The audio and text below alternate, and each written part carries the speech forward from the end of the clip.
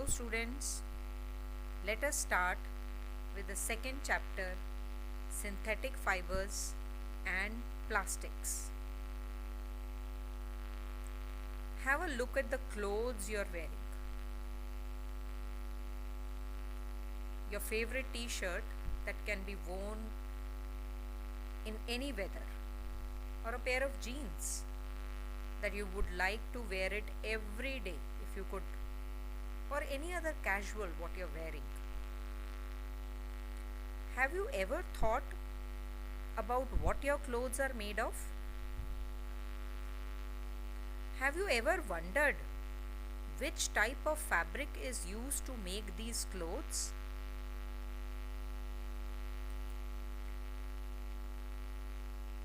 All these clothes are made from fibers of different types. These fabrics are further made of yarns, and yarns are made of fibers. This we have read already in our lower classes, 6th and 7th. So we can say that जो fibers हैं, they are the basic unit of clothes. Now fibers are of two types basically, natural fibers and synthetic fibers. In the previous classes we have learned that cotton, wool, silk, jute, these are natural fibers as they are obtained from plants and animals. We'll be studying about synthetic fibers in this chapter. These fibers are man-made fibers and are produced entirely from chemicals. A few example, nylon, polyester, ये commonly हम use करते हैं, right? और एक third type of fibers भी हम पढ़ेंगे जिनको हम कहते हैं blended fibers. These are fibers which are made by mixing two or more different kind of fibers. Terracotta, polywool, ये सब blended fibers हैं. इनके बारे में भी हम पढ़ेंगे डिटेल में. Now let's first come to synthetic fibers. We'll be studying this chapter under these two headings major, synthetic fibers and plastics. So सबसे पहले हम synthetic fibers करेंगे. Synthetic fibers are made of polymers. Polymers are chemical substances which are composed of many single units. और ये single छोटे छोटे units are called as monomers.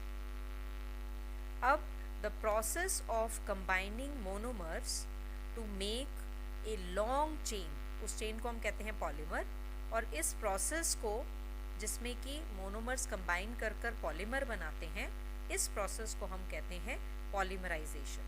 तो synthetic fibres जो होते हैं they are made by the process of polymerisation. Now let me explain the process of polymerization to you. Monomers can be compared to a bead, a single bead in this string or a chain. Similarly, a single paper clip can be considered as a monomer in this chain which is formed from joining many such paper clips together. तो एक paper clip को हम monomer मानेंगे. When these join together to form a long chain, इसको हम कहेंगे polymer, और इस प्रोसेस को हम कहेंगे पॉलीमराइजेशन.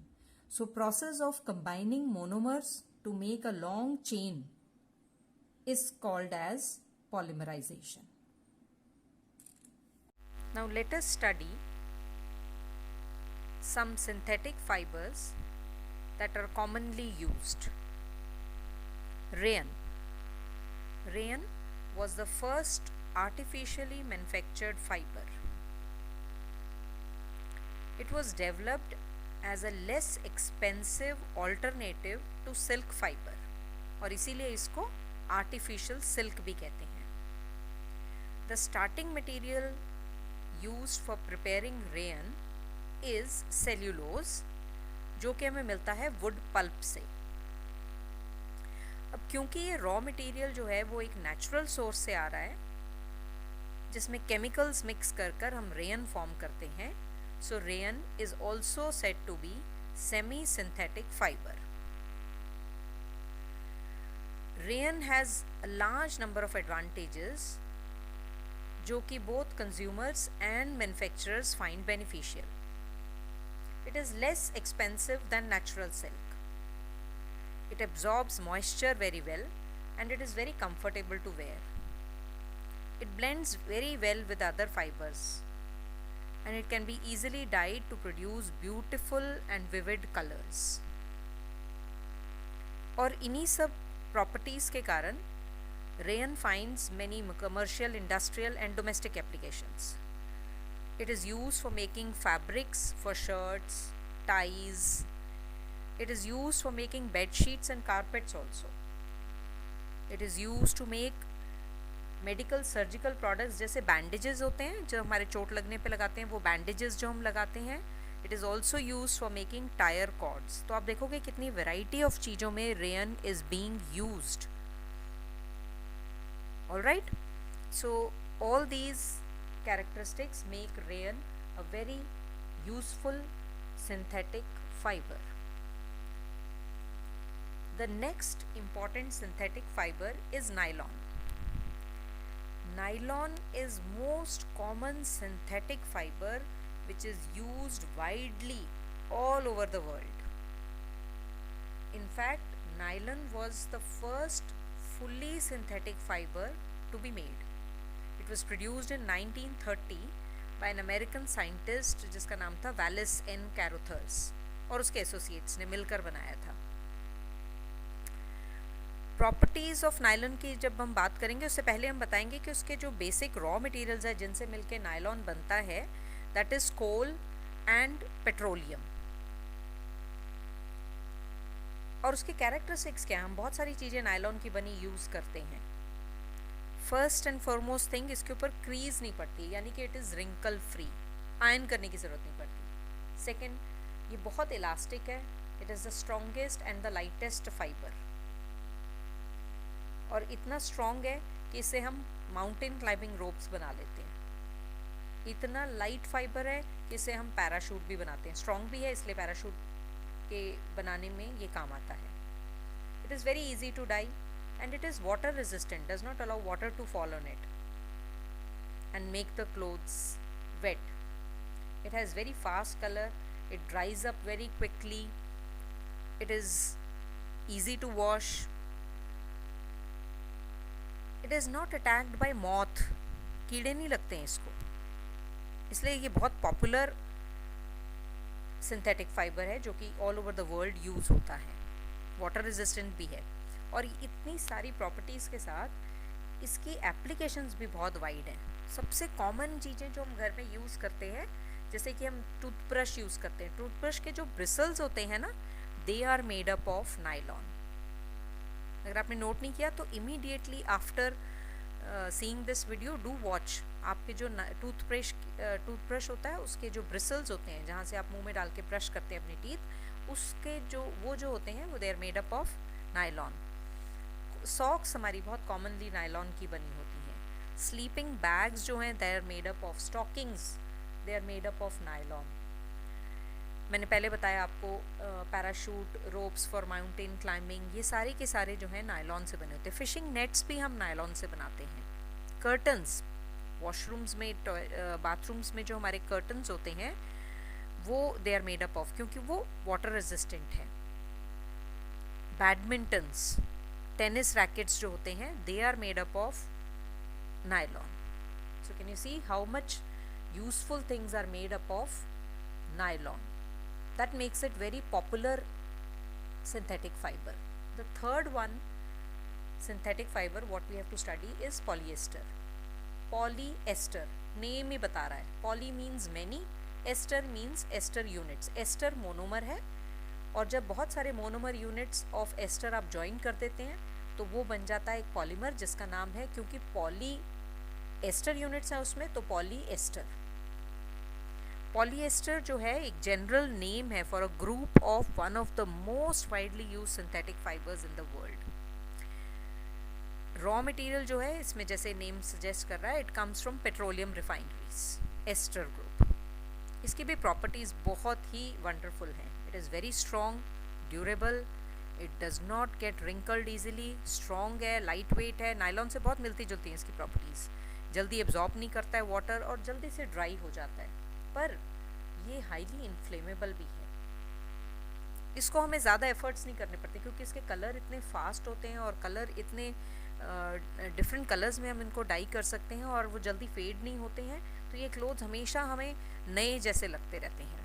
नेचुरल फैब्रिक्स की तरह इनके कलर फेड नहीं होते हैं, तो ये हमेशा ब्राइट, आयरन नहीं करने पड़ते और जल्दी सूख जाते हैं। डिटर्जेंट से ज़्यादा कलर्स इनके ख़राब नहीं होते हैं। तो they are very widely used fibre और fabric all over the world. और इतनी सारी प्रॉपर्टीज़ के साथ में इनके जो यूजेस हैं वो भी बहुत वेरीड हैं, वैरायटी है। जैसे it is use to make clothes, सबसे ज़्यादा तो पॉपुलरली क्लोथ्स में ही होते हैं। बेड शीट्स बनाते हैं इनकी, ईजी टू मेंटेन है, ज़्यादा मेंटेन नहीं करना पड़ता है, इसलिए पिलो केसेस बन जाते हैं, कारपेट्स बनते हैं, कर्टन्स बनते हैं। और सबसे कॉमनली जो हम यूज़ करते हैं पेट बॉटल्स, जो हम प्लास्टिक की बॉटल्स यूज़ करते हैं ना, पेट जार्स, पेट बॉटल्स, जो हम घरों में पानी फ्रिज में रखने के लिए, बॉटल्स में जब पानी रखते हैं फ्रिज में रखने के लिए, या फिर हम जिन कंटेनर्स में, प्लास्टिक के कंटेनर्स में दालें डाल के रखते हैं घर में, या दूसरे जो प्लास्टिक के कंटेनर्स हम यूज़ करते हैं किचन में, उनको हम पेट कहते हैं। अगर आपने नहीं नोट किया तो go and look at it once, fridge की बॉटल्स को चेक करो, या फिर कंटेनर्स जो किचन में हम स्टोर करने के लिए दालें या कोई और चीज़ें हम स्टोर करने के लिए यूज़ करते हैं, प्लास्टिक की बॉटल, उसके नीचे लिखा होगा पेट, PET, कैपिटल के साथ PET। तो ये बहुत कॉमन पॉलिएस्टर है। It is used in textile industries. It is mixed with other fabrics, sometimes कोई और फाइबर के साथ यूज़ करते हैं इसको ब्लेंड करके, और हम इसको इससे ब्लेंडेड फाइबर्स भी बना लेते हैं। टेरिलीन जो है वो सबसे पॉपुलर फॉर्म ऑफ पॉलिएस्टर है, फैब्रिक में यूज़ होता है। नाउ यू अंडरस्टैंड कितना इम्पॉर्टेंट है और कितना अच्छा सिंथेटिक फाइबर है ये।